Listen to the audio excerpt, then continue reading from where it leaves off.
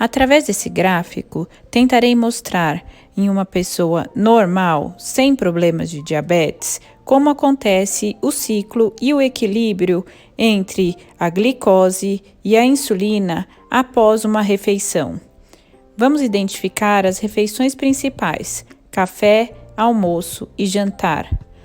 Lembrando que tudo aquilo que nos alimentamos, como via final, se transformará em glicose, pois esta é a principal fonte de energia utilizada pelas nossas células. Quando comemos, os carboidratos, que mais impactam na elevação de glicose, se transformam 100% entre 15 minutos e 2 horas em glicose. As proteínas também se transformam em glicose, porém apenas entre 30% e 60% e num período mais tardio, entre 3 e 4 horas. As gorduras, apenas 10% e mais tardio ainda, após 5 horas, que se transformarão em glicose.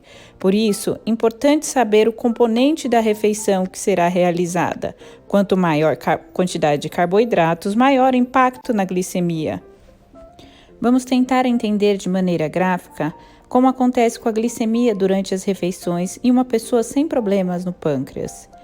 A partir de uma refeição, a glicose sobe, faz um pico no período pós-absorção e na sequência volta a baixar. A mesma coisa no almoço e na sequência no jantar.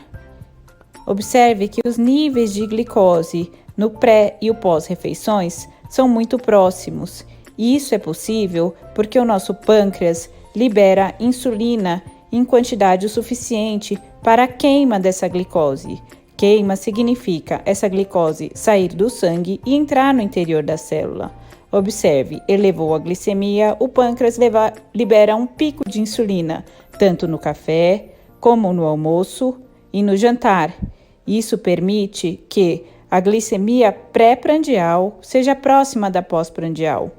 É normal o pâncreas ter uma liberação basal para índices de manutenção da glicemia durante o dia e fazer períodos de pico, onde você vê rasurado em bolinhas. Esses picos de liberação de insulina são relacionados aos períodos de refeição, quando é necessário fazer a queima de uma quantidade maior de glicose. É assim que acontece uma autorregulação normal em pessoas sem problemas na liberação de insulina, como por exemplo os diabéticos. Durante o dia, há uma variação da glicose, mas uma variação em uma faixa de normalidade, que é mantida através da liberação das células beta de insulina e assim mantendo uma faixa de normalidade do jejum, mantida pela insulina basal, e nos pós-refeições, mantida pelas insulinas bolos liberadas pelo próprio pâncreas a partir da elevação das glicemias. Observe novamente que é essa elevação da insulina no período pós-prandial que vai levar com que a glicose pré e pós-prandial fique em níveis de normalidade e que a glicemia varie em pessoas normais entre 70 e 140 durante o dia, a depender daquilo que se alimentaram. Agora, observemos novamente no mesmo gráfico e com o mesmo período de refeição, o que irá acontecer em pacientes diabéticos com déficit na liberação de insulina, especialmente nos diabéticos tipo 1 e nos diabéticos tipo LADA. Não há essa liberação adequada tanto basal e principalmente o bolus prandial de insulina através do pâncreas. Há um defeito nas células beta, que são as células do pâncreas responsáveis pela produção e liberação de insulina. E por isso, a produção de insulina se encontra diminuída. Observemos aqui no gráfico de baixo que contém as mesmas refeições, café, almoço e jantar. Vamos marcar o intervalo normal de glicose para uma pessoa sem diabetes, entre 70 e 140.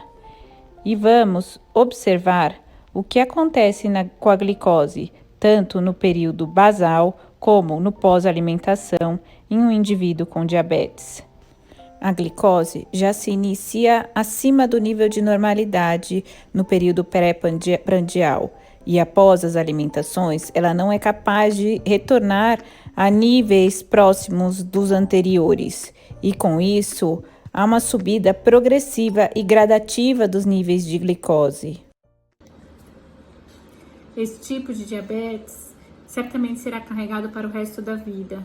E por causa disso, é importante que você entenda como se dá o seu funcionamento. É importante que você entenda a importância dos controles, e não só os controles, mas de uma maneira adequada e nos momentos adequados, e saber o que fazer com os resultados, quais são suas metas. O interesse é seu.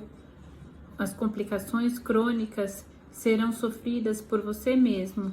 É importante que você tenha orientação e suporte, mas que você saiba o que está fazendo e o porquê está fazendo. Não adianta ficar submedicado, porque os controles glicêmicos inadequados fatalmente vão lhe custar complicações crônicas. Por isso, preste atenção, entenda como funciona a sua insulina, entenda quais são suas metas. Você entendendo tudo isso, as chances do seu controle ser muito melhores são reais.